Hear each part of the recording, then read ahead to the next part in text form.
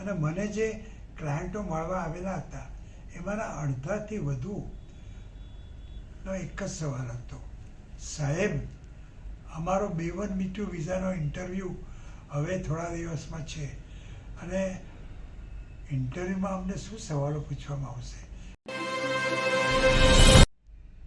ખબર છે ને દર્શક મિત્રો, ડૉક્ટર સુધીર શાહ એડવોકેટના નમસ્તે. દર્શક મિત્રો, આજે 10મી જુલાઈ 2025 છે અને હું તમને ફરીથી એકવાર અમેરિકાના વિઝા વિશે, અમેરિકા વિશે જાણકારી આપવા માટે હાજર થયો છું. દર્શક મિત્રો, આ ગયા બે દિવસ હું એક દિવસ એટલે કે 8મીએ સુરતમાં હતો અને 9મીએ અમદાવાદમાં હતો અને મને જે ક્લાયન્ટો મળવા આવેલા હતા, હું દર મહિને સુરત અને અમદાવાદ એક દિવસ કન્સલ્ટેશન માટે જાઉં છું. એટલે યાદ રાખજો, તમારે જો મને કન્સલ્ટ કરવો હોય સુરત કે અમદાવાદમાં તો હું દર મહિને ત્યાં આવું છું. તો પહેલેથી જાણી લેજો કે કઈ તારીખે આવવાનો છું તો મને ત્યાં મળી શકો. હા, તો 8મીએ હું સુરતમાં હતો અને 9મીએ હું અમદાવાદમાં હતો અને મને જે ક્લાયન્ટો મળવા આવેલા હતા એમાંના અડધાથી વધુનો એક જ સવાલ હતો, સાહેબ અમારો B1 B2 વિઝાનો ઇન્ટરવ્યૂ હવે થોડા દિવસમાં છે અને ઇન્ટરવ્યૂમાં અમને શું સવાલો પૂછવામાં આવશે? અમને બહુ બીક લાગે છે. અમને કહેવામાં આવ્યું છે કે આ કોન્સ્યુલર ઓફિસરો બહુ સ્ટ્રિક્ટ હોય છે, એ આપણી સામે જોતા પણ નથી અને ફટ દઈને વિઝા નકારી કાઢે છે. તો સાહેબ અમને જરા ગાઈડન્સ આપો કે B1 B2 વિઝાના ઇન્ટરવ્યૂમાં અમારે કેવી રીતે જવું જોઈએ અને અમને કેવા કેવા સવાલો પૂછવામાં આવી શકે.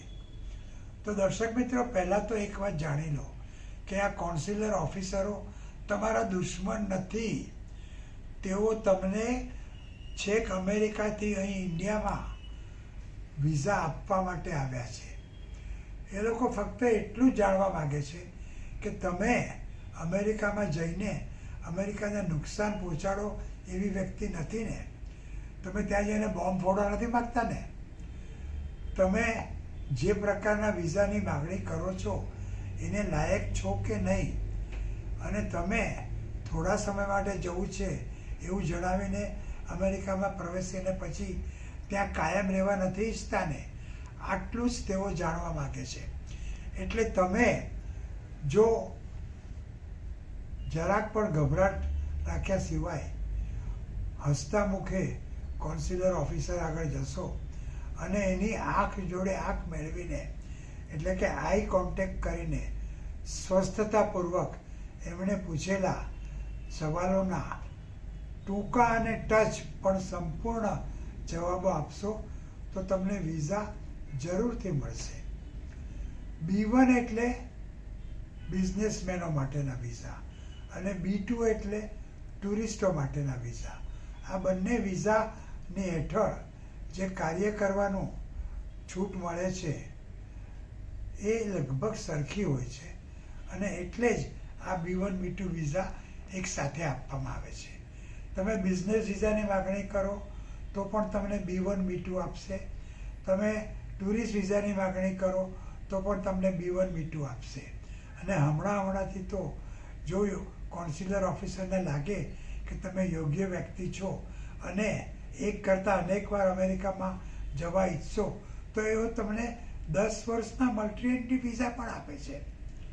તો હા, જુઓ, B1 વિઝાના ઇન્ટરવ્યૂમાં તેઓ તમને પૂછી શકે કે તમારે અમેરિકા શા માટે જવું છે?